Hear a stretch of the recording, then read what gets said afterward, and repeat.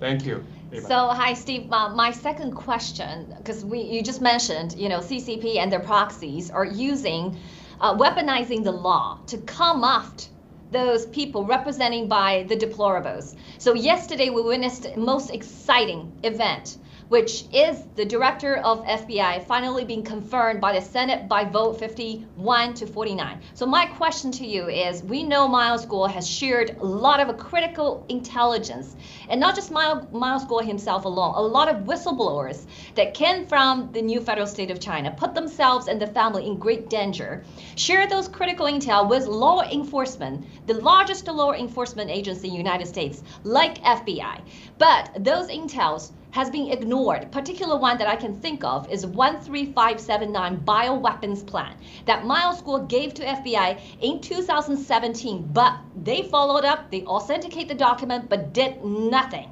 And then later on, we know the virus came in 2019. So my question to you, by the new leadership, what kind of implication of the new leadership in FBI under Kash Patel would impact on how the United States handling the intelligence shared with them in the past, and how this would affect moving forward in terms of what we come up with the new federal state of China will share with the United States? I think that you're seeing both in our intelligence services and in the FBI. You both have Kash Patel, you have John Ratcliffe at CIA, you have Tulsi Gabbard at DNI. All three of these are ardent anti-CCP advocates. It's one of the reasons I think Kash Patel is head of the CIA, head of the FBI.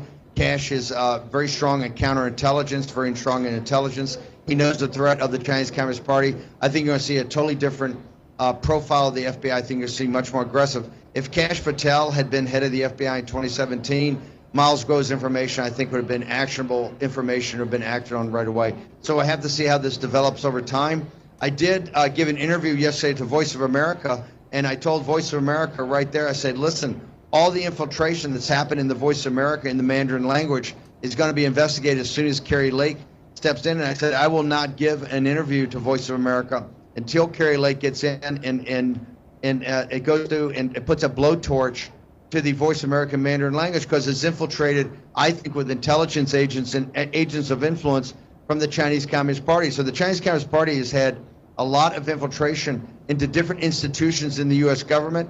I hope that Kash Patel, and I think he will, because he's an ardent anti-CCP, John Ratcliffe, the CIA is the same, Tulsi Gabbard at DNI is the same, Pete Hegseth over at Defense. So I think you're seeing a whole new, profile. Marco Rubio is one of our biggest anti-CCP hawks.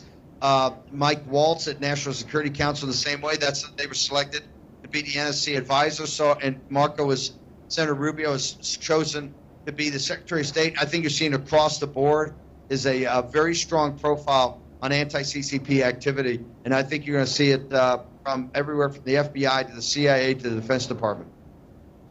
Thank you, Steve. I will let Forrest ask about Miles' case